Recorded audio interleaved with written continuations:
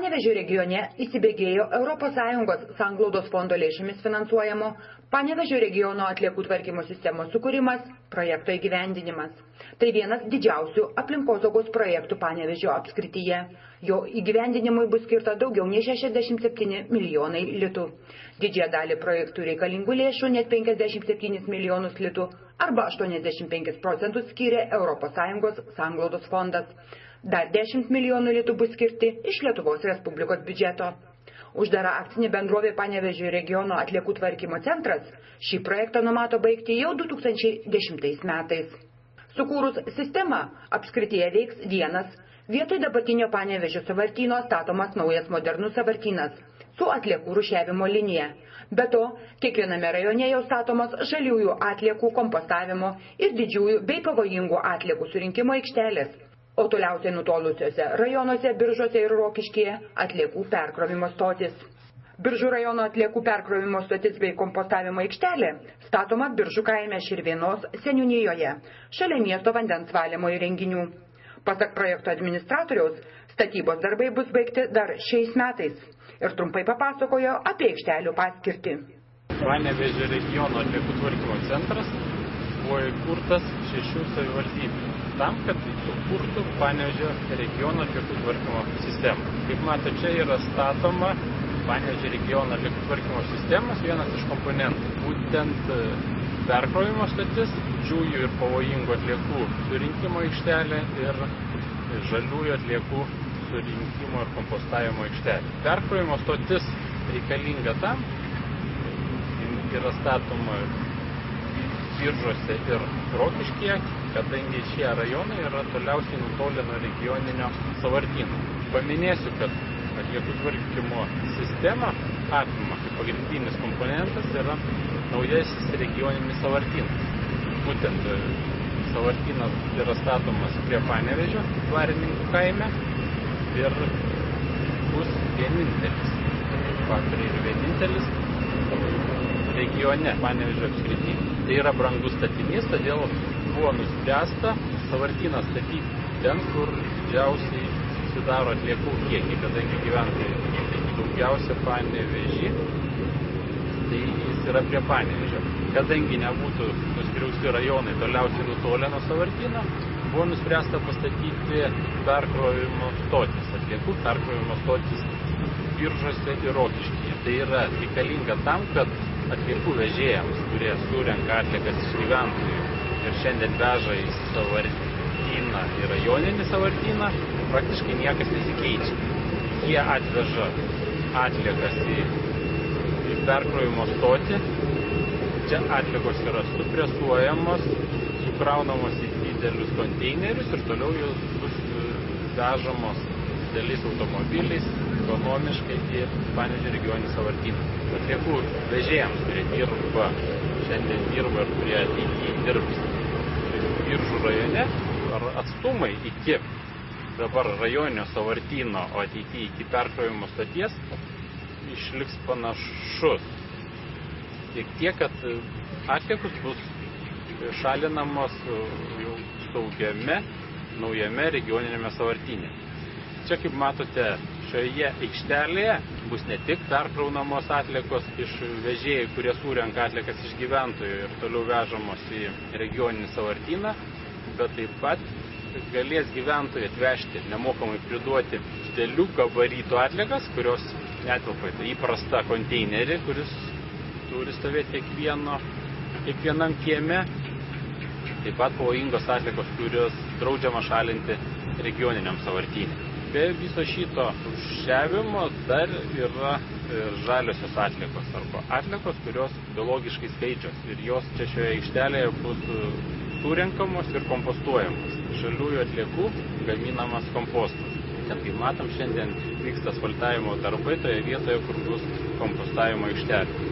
Dar kartą pabrėšiu, kad tai yra aikštelė, kuri pagal savo funkcijas atliks 3 funkcijas.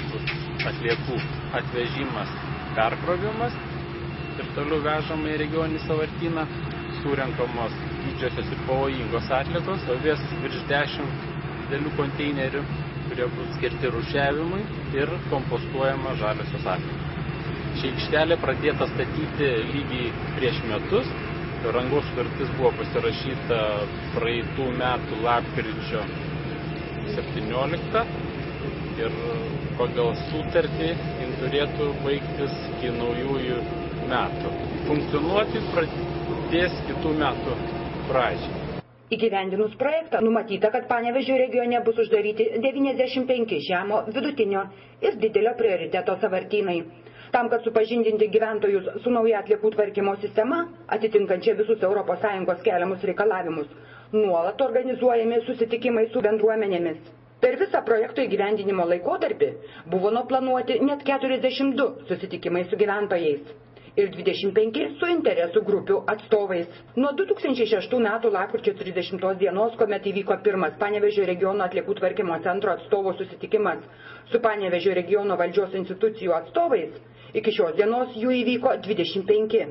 Taip pat buvo organizuotas seminarų ciklas prasidėjęs 2006 metų pabaigoje ir baigėsis 2007 metų kovo 29 dieną. 2008 metais Panevėžio regiono atliekų tvarkymo centro vadovai dalyvavo 11 susitikimų. Vienas jų lapkričio 6 vyko Medeikiuose. Bendruomenės nariai čia domėjosi, kaip reikės tvarkyti atliekas uždarius esamus sąvartynus. Savo ruoštų projekto administratorius Vaidas Peleckas atsakinėjo į klausimus, kalbėjo apie atliekų rūšiavimo svarbą, didžiųjų ir pavojingų atliekų surinkimo aikštelių paskirtį, biologiškai skaidrių atliekų panaudojimą. Ir per nepilnus 2 metus įvyko net keletas susitikimų seminarų su Biržų rajono seniūnais ir seniūnijų darbuotojais. Lankytasi Biržų miesto Aušros vidurinėje mokykloje, Biržų rajono Balio Sruogos vidurinėje mokykloje. Susitikta su Nemunėlio, Radviliškio, Vabalninko, Kirdonių, Gulbinų bendruomenėmis. Panevėžio regiono atliekų tvarkymo centro vadovai džiaugiasi, kad Biržų rajono mokyklos itin domisi atliekų rūšiavimu. Noriai ir bene aktyviausiai regione dalyvauja įvairiuose Panevėžio regiono atliekų centro organizuojamuose viktorinuose, akcijose, konkursuose. Pernai metais dalyvavome konkurse, kaip tvarkiukas atliekas rūšiavo. Šiame konkurse dalyvavome visa klasė. Panevėžio apskrityje laimėjome 1 vietą ir gavome dovanų fotoaparatą. Buvome apdovanoti mokykloje. Bendrais piešinukais padarėme didelį plakatą, kuriame pavaizdavome tvarkiuko nuotykius. Visi mokiniai ieškojome informacijos apie šiukšlių rūšiavimą. Mums šis triūsas davė didelės naudos mūsų amžiaus mokiniams. Mes išmokome daug ko. Šiukšlės mesti tik į šiukšlių dėžę, rūšiuoti atliekas ir kitus pamokinti tvarkingai elgtis ir gyventi. Buvo įdomu rinkti visą informaciją apie šį konkursą. Bus tvarkinga aplinka, šiukšlės mesime šiukšlių dėžę. Turiu auklėjamą klasę ir juos auklėju pagal krikščionišką moralę. Mes esame aktyvus ir dalyvaujame įvairiuose konkursuose, projektuose ir akcijose. Ir jie patys dirba, renka įvairią informaciją. Ir manau, kad tie vaikai, kurie ruošiasi tam konkursui, projektui ir akcijose, kai dalyvauja, nemes šiukšlių bet kur, nei parke, nei klasėje, nei mokykloje. Pasak Biržų savivaldybės administracijos vietinio ūkio skyriaus specialisto Vytauto Zurbos, šio projekto įgyvendinimas tai didelis žingsnis pirmyn, kovojant su atliekų tvarkymo normų pažeidėjais, saugant ir puoselėjant gamtą, mažinant užterštumą. Man teko būti šio projekto priežiūros komisijos nariu, kada buvo daromas projektas, todėl esu pakankamai susipažinęs su šią sistemą. Manau, kad ši sistema bus pakankamai pažangi, kadangi atliekas bus išvežamas gyventojams tiesiog iš namų, tik tai reikia įsigyti konteinerius. Šiuo metu jie yra dalinami nemokamai mūsų atliekų tvarkytojo Biržų komunalinio ūkio. Jie bus dalinami žmonėms nemokamai ir reikia visiems kuo greičiau jas įsigyti, kadangi jau nuo kitų metų bus uždaromi kaimų šitie visi sąvartynai atliekų, kurie nelegalūs, netitinka europinių reikalavimų. Jie yra be projektų pastatyti. Visos atliekos bus išvežamos į Panevėžį.